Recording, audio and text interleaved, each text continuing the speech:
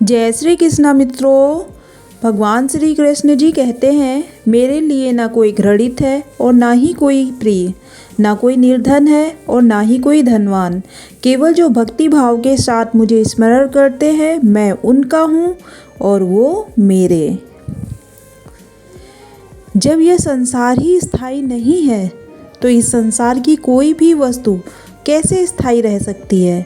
केवल परिवर्तन ही संसार में स्थायी है, इसलिए परिवर्तन से कभी भी भयभीत नहीं होना चाहिए।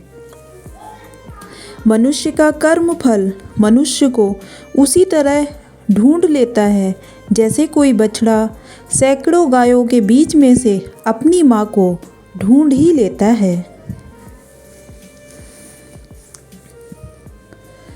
जीवन में समय चाहे जैसा भी हो, अपने परिवार के साथ रहो, क्योंकि अगर सुख होगा तो बढ़ जाएगा और दुख होगा तो बट जाएगा।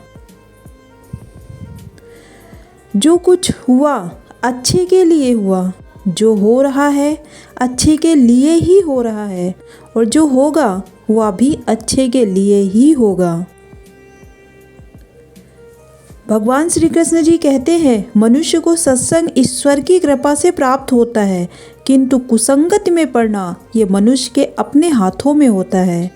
मैं सदैव तुम्हारे साथ और आसपास रहता हूँ, चाहे तुम पुण्य पाप कुछ भी कर रहे हो।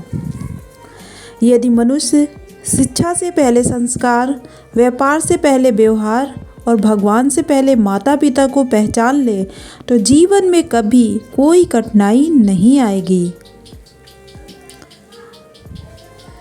कर्म को बहुत ध्यान से कीजिए, क्योंकि ना किसी की दुआ खाली जाती है और ना किसी की बद्दुआ।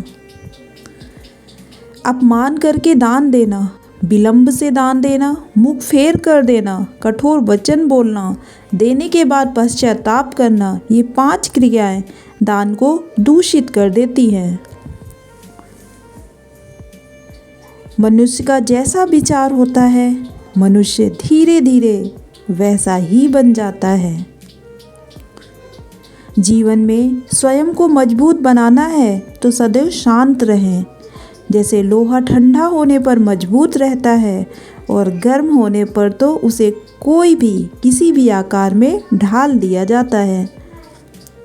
यदि आप उदास हैं तो आप अतीत में जी रहे हैं, यदि आप चिंतित हैं तो आप भविष्य में जी रहे हैं, और यदि आप शांति में हैं तो आप वर्तमान में जी रहे हैं। महाभारत इस बात का प्रमाण है कि जिस दिन अपने ही हद पार कर दे, उस दिन अपनों के विरुद्ध शस्त्र उठाना ही धर्म होता है। तो जय श्री कृष्णा दोस्तों, कैसी लगी ये बातें?